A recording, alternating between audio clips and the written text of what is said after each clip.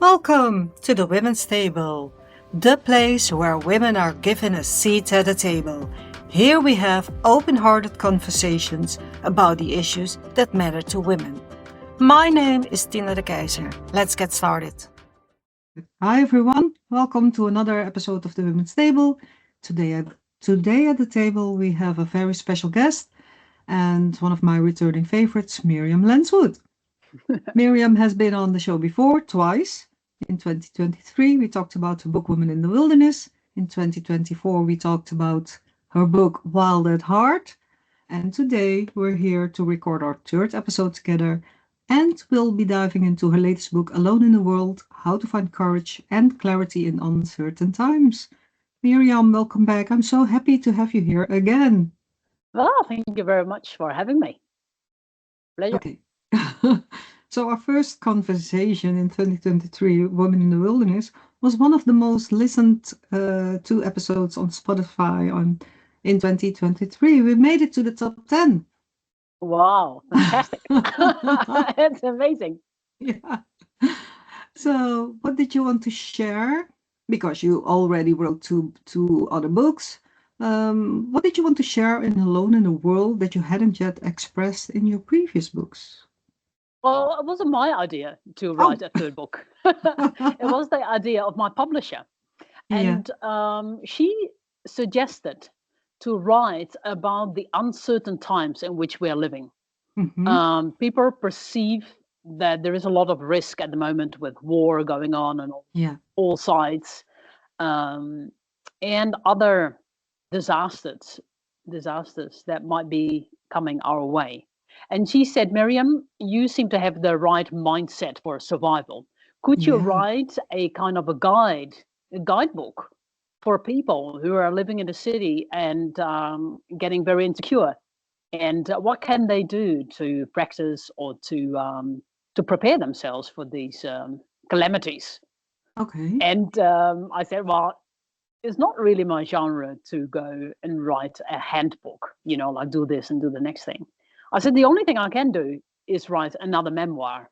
Yeah. But in there, I will weave my experiences and the things that have helped me. And I think that's a lot more interesting for the reader, actually, to read a story. People remember stories. People don't remember lessons. Absolutely. How much, if you think of secondary school, how much do you remember of the content of the books compared to the stories that the teachers told you? Exactly. I only remember what the teachers told me, stories that had nothing to do with the subject. So that was my intake. Yeah, absolutely. But so we met last year in August during your book tour.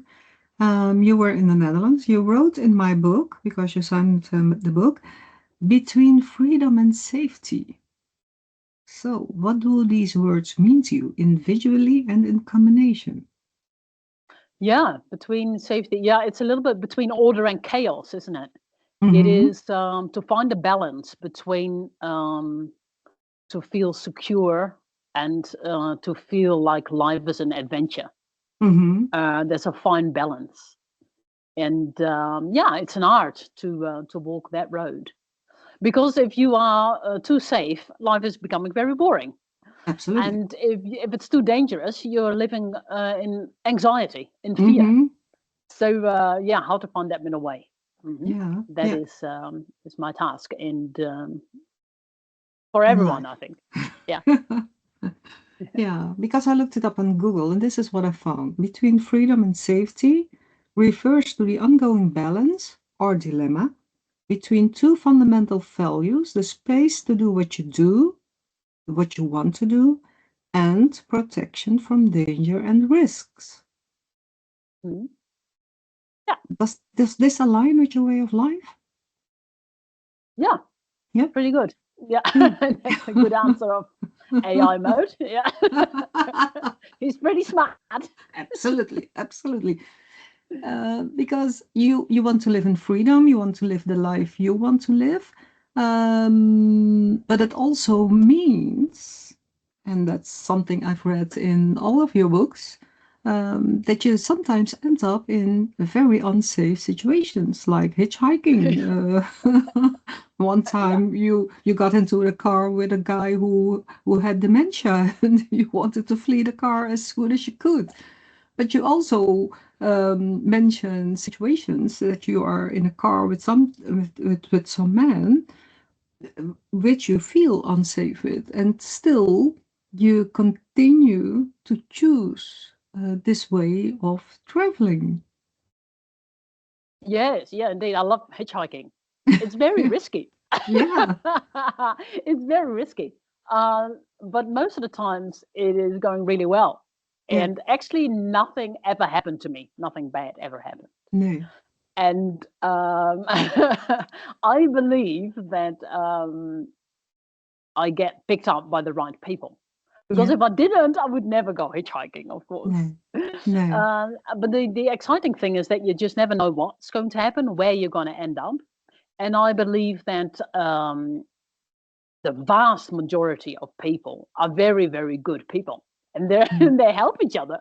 And I see nothing but evidence of that. And then to be invited into the house and share a meal or a cup of Turkish tea or a coffee is just a delight. That's the highlights of my life. Those yeah, sort of unexpected yeah, um, gestures of kindness of other human beings. yeah. Yeah, So it's so it's worth it to me. yeah, it's worth for you. I get it. But do you think it's because you live in nature, in the wilderness, in a vicinity far away from civilization? Because if I walk down the streets in Amsterdam, and someone invites me in, I'm not going in. Aw. Yes, that would be kind of strange, and I guess it Yeah, never happens. yeah, Whoever asks you to come in if you walk on yeah, the street of Amsterdam? yeah. No one, unless the person has some strange Mm-hmm. ideas, right? But no, mostly it happens not in Western countries, Nee, but more in Central Asia. yeah, Um, and people are just so hospitable, yeah, and they love to share a meal or something. So yeah, yeah, that's more normal. No, in Holland, I would also be a little bit suspicious of why yeah. is that person asking me? Yeah. Okay, so back to the book. Alone in the World. You describe your 10-day solo expedition to Dragon's Teeth. No food, just a rifle and some salt. So, Yeah. because I'm curious, because we're so different, what what drove you to this? I mean, what were you thinking? Like, okay, so what am I going to do tomorrow? You know what? I'm going on this expedition, bring nothing with me. This sounds like fun. Yeah, well, this is New Zealand, and New Zealand got Yeah. this sort of archetype of a really strong man, usually men, but there's no Mm-hmm. reason why women can't do this, I thought. Of course. Uh, and I don't know how long this image has been circulating, but definitely a very famous bush person is Barry Crump, and he wrote a lot of books. Mm-hmm. And he did just this. He had this swan dry jacket, which is like wool, and he would go into the bush with his rifle and a little bit of salt. And then he would survive by himself. And this Okay. is a very sort of this hero. This is an image of the true New Zealand hero. So that's why a lot of hunters do just this. And I thought, I'm a hunter. I should do exactly the same. Yeah, Okay. so it's a common sort of idea. And this was after 10 years or longer of hunting. And I thought I put my abilities to the test and see how I fare and if I can actually survive by myself Mm-hmm. and see if I can do it. Yeah, it's a bit of a personal test. Yeah. Yeah. I get it. But it's also because at one time you were extremely hungry. It went and completely wrong. I totally failed. and then you thought to Yeah, yourself, if someone comes along now with food, I'm going to take it. yeah, or even worse. I discovered that our what we call rationality and our Yeah. morals and ethics and all the rest, everything what we call normal depends on whether you've eaten. Yeah. And if you are 1 week without food, you are a different person. And that's what I discovered for myself. I Yeah. became a different person. I became so incredibly hungry that I thought, like, well, I could imagine just attacking someone to get food, or even murdering someone and eating that person. Well, that's absolutely outrageous. Now, I've eaten breakfast this morning, Yeah. and I've eaten the rest of the year. I'm not hungry, and that is just unimaginable. Yeah. But there, in 1 week's time, I almost turned into a cannibal. Of Oh course, I my. wasn't going to murder anyone either, but the fact that Yeah. I thought about it, Yeah. that was scared me a lot, and that fits in with the whole idea of the book about famines and what happens when there is a famine in the country and when there is no more food. Yeah. And people say, oh, then we would cooperate. Oh, yeah, you just wait until you Yeah. haven't eaten for a week and Yeah. see how much you like to cooperate then. Yeah. Yeah, it's really shocking. Yeah. Only kind of a thing that you find out by experiencing it yourself. Yeah. Yeah. Yeah. Yeah. Yeah. Okay. So back to between safety and freedom and safety, because there are potential risk when you're hitchhiking, encounters with strange people or maybe dangerous people. But there's also encounters within nature itself. Like you had a few encounters with a wolf, almost encounters with a bear, and there was one time that you climbed a tree because you were so afraid because you found some tracks of a bear. And still, is there a difference between being afraid of people or being afraid of in nature? Is there a Um, difference? well, the thing is, a lot of people around here are afraid of wild boar, Mm-hmm. wild pigs. I am absolutely not afraid of wild pigs because I've seen them in New Zealand. I've hunted them. They're Mm-hmm. terrified of us. They always run away. They smell us for miles. It's really hard to see one. Mm-hmm. But here in Bulgaria, there's a lot of bears, and I am afraid of bears, but I've never seen one. Okay. So, because I don't know bears, this fear keeps sort of um, living in me, within me. Mm-hmm. Mm-hmm. Maybe if I see a few, then I realize, just like the wild boar, that there's nothing to be afraid of. So the difference is with the wild animals that I just don't know bears. We've seen a lot of sign around here, footprints, their shit. We see that all the time. There are definitely a lot of bears around here. Yeah. But a big difference with humans is that I think I can read humans. So when I go hitchhiking, the moment I open a door, I talk, and I think I can judge the character by listening to his voice. Mm-hmm. Yeah. I So see. to me, humans are easier to read, and Yeah. even if they have bad intentions, I can try to talk to the person, Mm-hmm. right? So to me, there is less danger in there. On the other hand, they always say the most dangerous animal is a human, Yeah. but I also know how to hide. And a lot of um, of the content of the book is about how to be invisible. Yeah. When I go camping by myself, Mm-hmm. I think, hey, that's a nice spot to pitch a tent. But hang on a minute, it's too close to the road. And in the Yeah. daytime, Yeah. everything feels so benign. It's such a beautiful spot. It's very peaceful. There's no one around. But in Mm-hmm. the night, I am afraid Yeah. because I might hear some sound or whatever. And Yeah. then I think, is there someone coming? What do I hear? Is that a car? Is that footsteps? Do I Yeah. hear something? Voices? And I won't sleep. Of course, nothing, hardly ever anything happens. Yeah. But just the fact that I lay awake for an hour or two is already horrible. Yeah. So, So I've learned how to be invisible. And that means to go very, very far away from the road and from yeah. any track. And that Yeah. absolutely no one has seen me. And then I hide in between the trees and bushes, the thicker the better. And then Mm-hmm. I'll quickly pitch a tent, light no fire, and be Yeah. completely invisible. Only then I'll feel safe at night. And even then, I have a knife right next to me and a light. Yeah. And if I haven't been flying, also bear spray. Bear spray is fantastic, but you can't fly with it. So yeah, I'm armed to the teeth. Yeah. I can imagine. Yeah. So back to the encounters with a wolf, because you had a few encounters with a wolf. Oh yeah, the And wolf. yeah, The it wolf seems to me you have, was yeah, very nice. I was never afraid of the wolf. So the nee, moment I saw one, I realized there's nothing to be afraid of. yeah. Yeah. So yeah, I'm not afraid of wolves.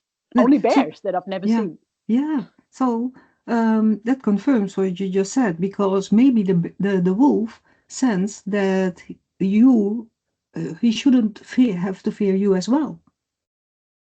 Yeah. Yeah, maybe. Yeah, I have no bad intentions. I don't want to shoot any wolf.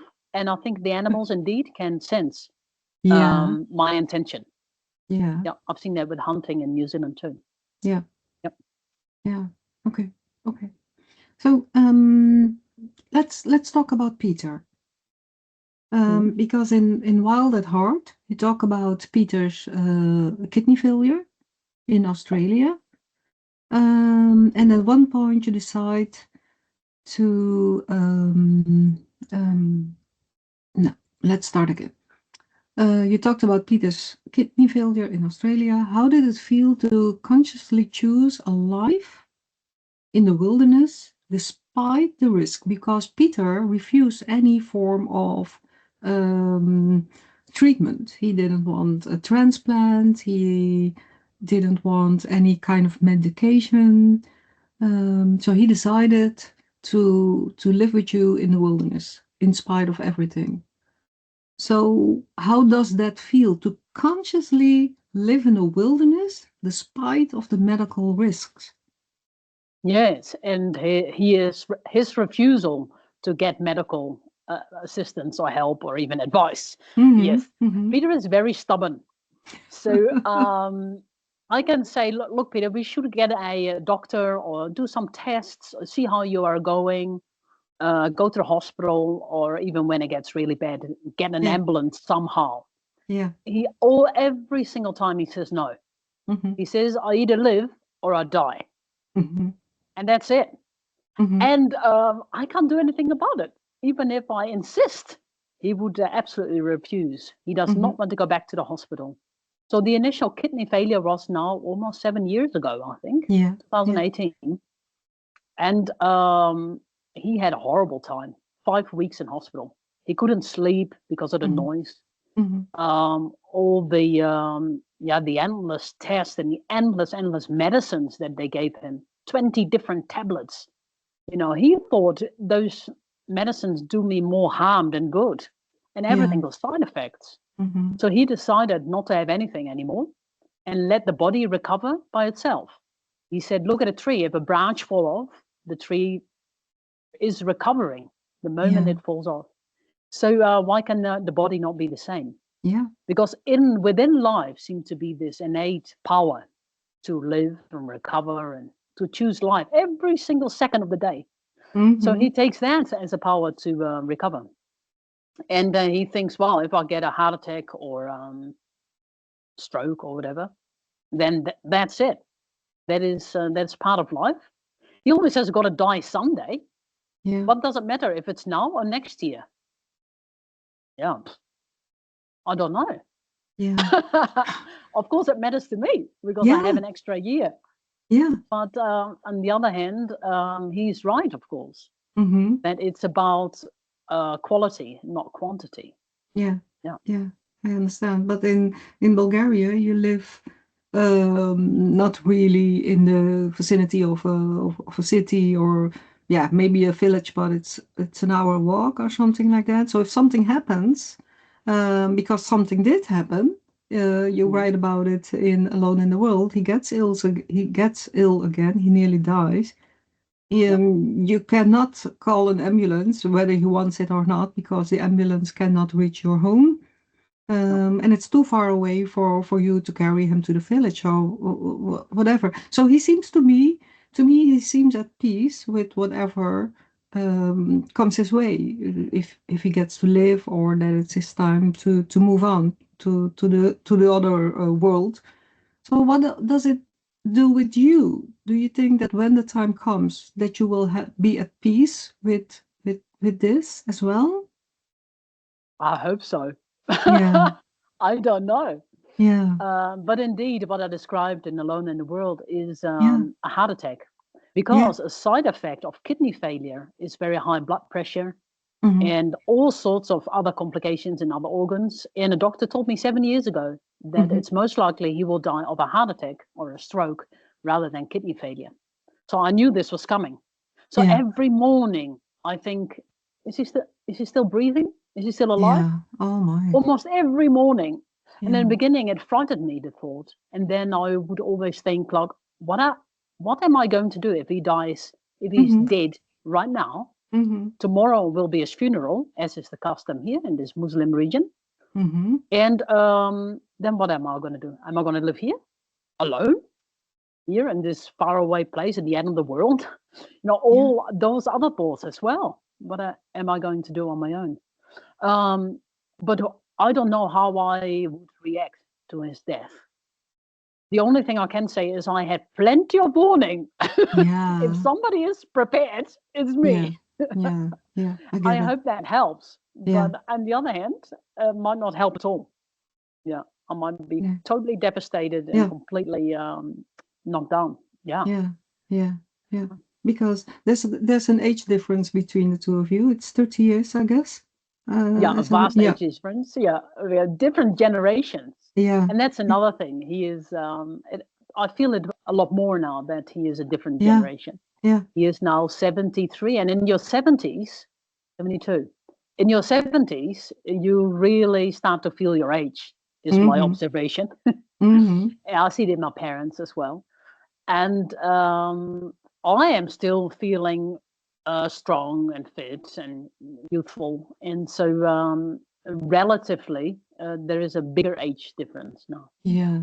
Yeah. I get it. So what I'm also very curious about, because you're in your 40s right now, I think, because you are also getting older. We all are, and now you're feeling fit and you're feeling well. So, Yeah. where do you see yourself in the future? And then, I mean, like, in 30 years or 40 years, when you're 70, 80, when maybe there will be a time that you will need medical treatment.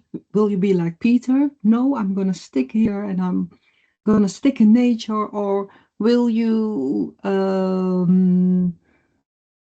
trade life in the wilderness for medical care in civilization? Or haven't you Yeah, thought about it yet? hard to say yet. Um, yeah, I don't know where I will be. No idea. I don't think I will live here by myself on my Nee, own nee. if Peter has died. Um, I hope I meet another person, Mm-hmm. maybe, and live Mm-hmm. with someone else. I'm very good at living together. Yeah, I'm very good okay. at cooperating. I Yeah, like living together in a yeah. faraway place. So I hope to meet someone else. Yeah, and what I will do regarding medical facilities, I don't know. It depends on my condition. Right now, I am putting so much effort into staying healthy that Yeah. I hope this will work out. And by the time I'm 90, I'm still sort of healthy.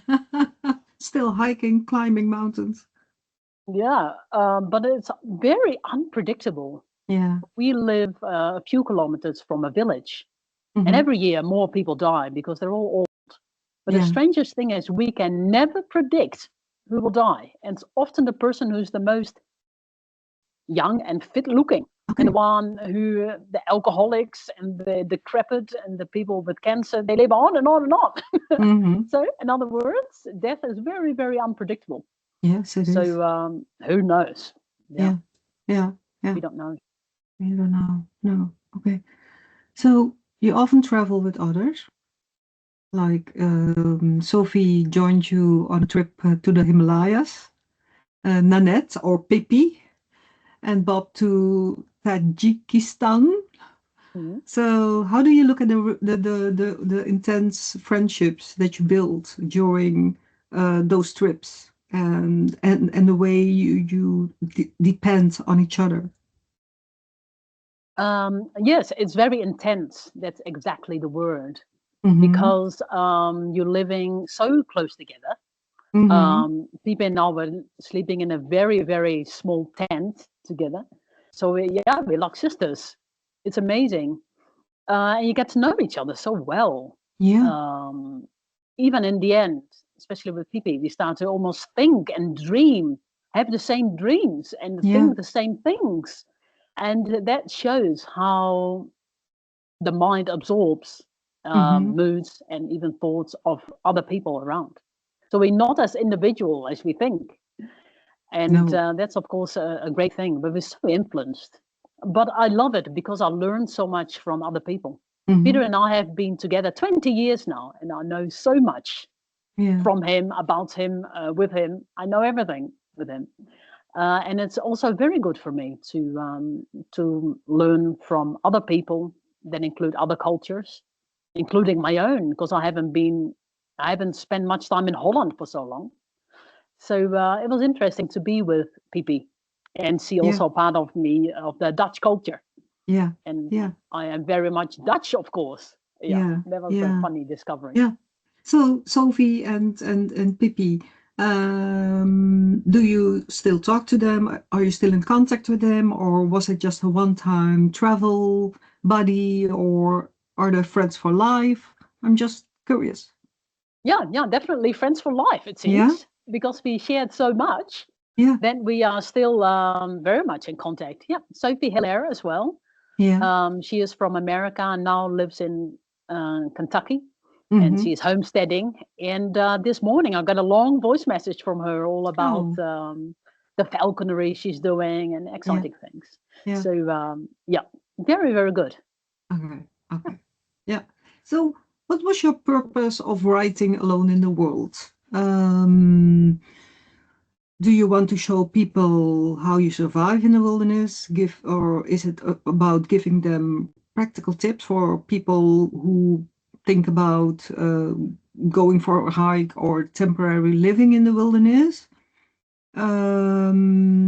Is it primarily just a personal story also because that's what you mentioned before, huh? You like to tell stories, you don't want to be a teacher. Um, what what was the purpose of Alone in the World, or is it something of a combination of both of them? Yeah, a little bit of a combination, of course, but to encourage people to do something unexpected. Because Okay. if you do something unexpected, you discover unexpected sides of yourself. Mm-hmm. What I mentioned right in the beginning, you go 1 week without food and you turn into another person. You don't have to do that. But Yeah. if you just go off into the wild, as in just Mm-hmm. go off the trail, go to the forest and don't follow the trail but go somewhere else, you instantly become a different person. It's amazing. I tried it out yesterday again, Okay. and I went down a creek that I had never really followed. Oh, Mm-hmm. wow, this is so wild. And it was quite warm, and I took off my clothes and I had a little wash in the cold creek. And I felt so invigorated, and yeah, wholly new energy came to me. So those sort of things are so valuable. But Yeah. it's not only in the wilderness, it's also traveling or anything unexpected. Talk to a stranger, for Yeah. example. You Yeah. get to know yourself better. Yeah. But yeah, I started the book with this book is written for the bird in the cage, and the cage is open. The door is open, Yeah. and yet the bird doesn't fly out. Yeah, Yeah. this is a little bit of encouragement. And some of my friends said, "Wow, I really feel like you're talking to me because yeah, my door is open, and yet I lack the courage to fly out." Yeah. And it can be many different circumstances and reasons for that. Yeah. Yeah. But hey, if there is no particular reason, then you can just go out. And a lot of people don't have that opportunity, of course. Poor countries, poor people Yeah. have no opportunities. But most of the people who are reading my book, they have. Yeah. So yeah, for them, it's the encouragement to go do something different. It can be traveling, but it can also be a different career, a different job, a different project, something they actually like doing. Yeah. Yeah. That's beautiful. Yeah. So what is the most important piece of advice you would like to give to someone considering a life in the wilderness or just temporarily? Someone is listening right now and thinks to himself or to herself, "Oh, the way of life of Miriam, that sounds very attractive. So let's get started. I'm going to quit my job and I'm moving to Bulgaria." To Bulgaria.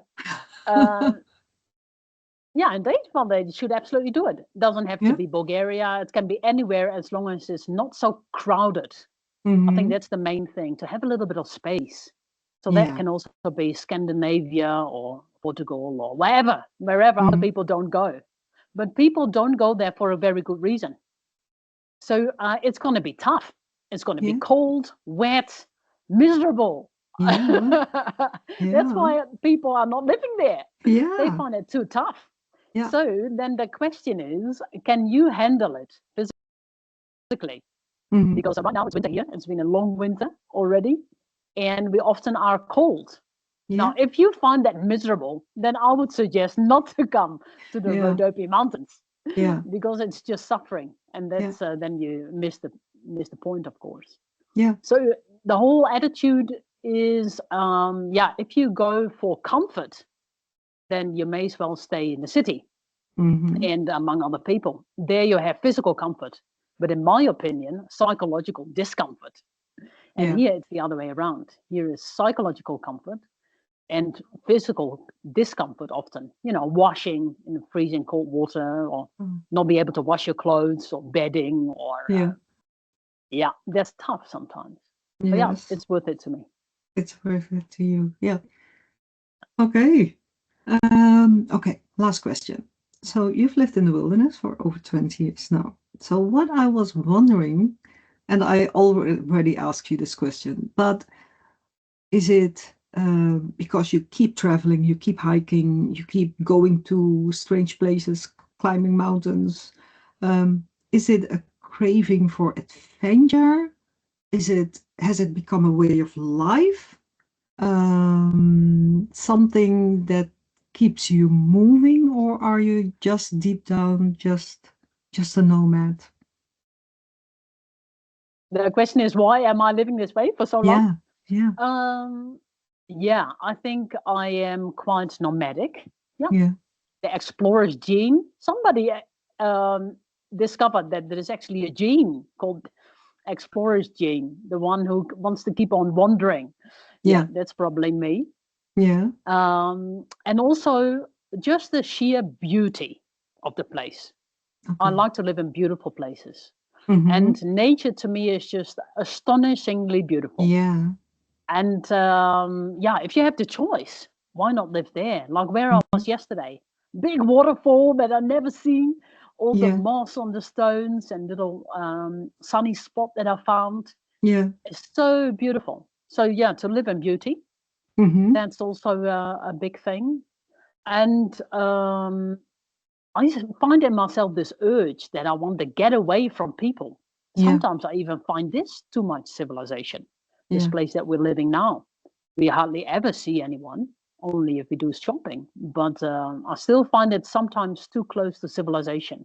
I want to go further away and I dream of Siberia or something, or Alaska, and go further and further Yeah. into tougher places where Yeah. no one comes. Yeah. I don't know why I have this urge. I feel more energy, I guess, if I am in true wilderness. Mm-hmm. I made a little YouTube video the other day, and I ended with 1 day in wilderness gives you energy for 100 days. Yeah. And I think, that's definitely true for me. It gives so much energy, and it's also so much healthier. Like I went to India with my mum in Mm-hmm. November in 2025. And just the pollution in the cities is Oh so my. terrible Yeah. in Rajasthan. Yeah. I developed a bad cough on the first day, Yeah. Yeah. Yeah. so Yeah. bad for my lungs. Then my immune system go down. I just feel sick. Mm-hmm. After 2 weeks, I almost felt sick Yeah. without an illness. And I am so glad to be back in the Rhodope Mountains and recover. and have good sleep, and I feel so Yeah. much healthier. Yeah. So for me, living in a city is very unhealthy and not sustainable at all. So my body and mind needs it to be in nature, for In sure. nature. Yeah.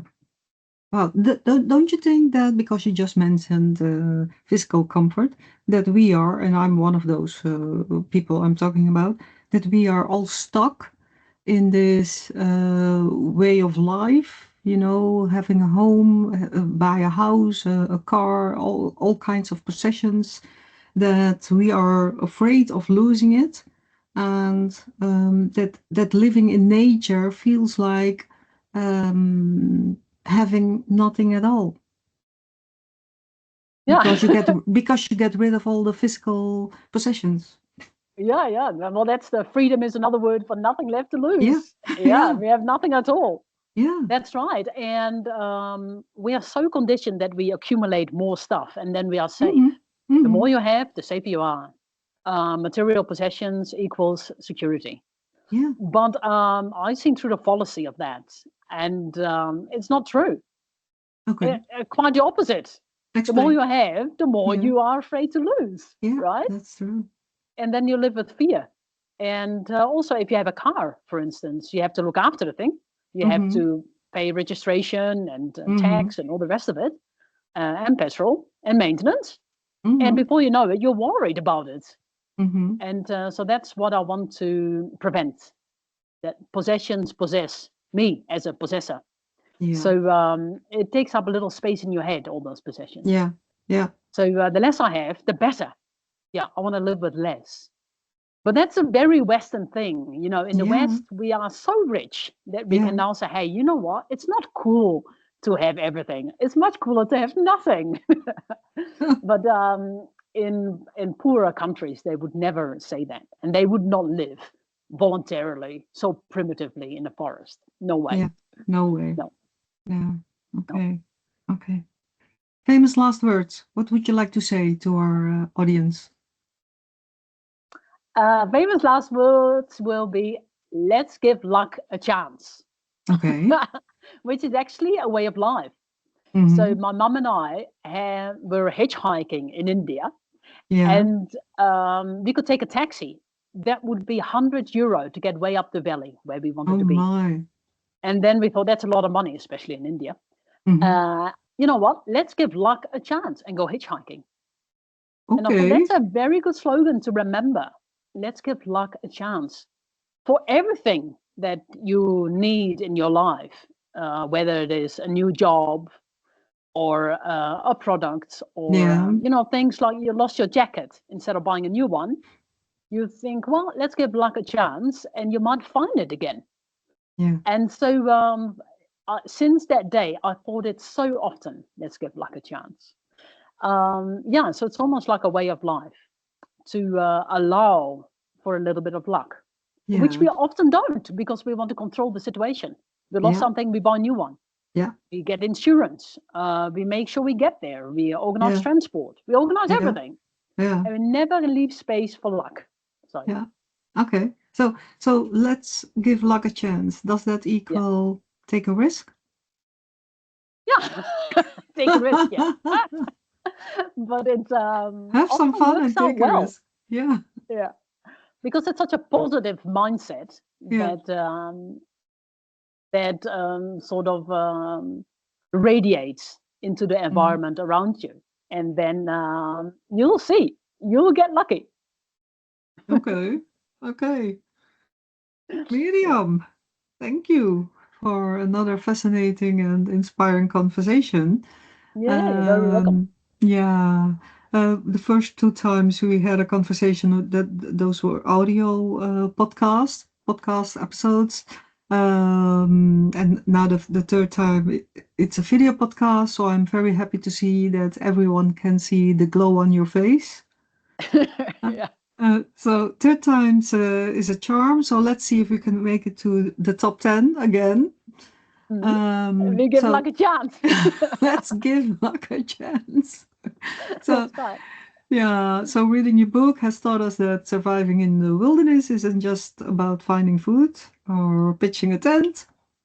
You also gave very practical surviving tips. You talk about getting to know yourself, face your fears, setting and pushing your boundaries, finding or perhaps rediscovering trust and faith in yourself, maybe even humanity. And what could be more beautiful than rediscovering yourself where it all once began, in nature, in the wilderness? Thank you so much for being here again. You're welcome. Thank you. Don't forget to hit the subscribe button so you won't miss any new episodes of The Women's Table. And if you find our podcast valuable, please leave us a rating with a lovely number of stars. That will really help us to reach more listeners. My name is Tina de Keyzer. Thank you for listening to The Women's Table.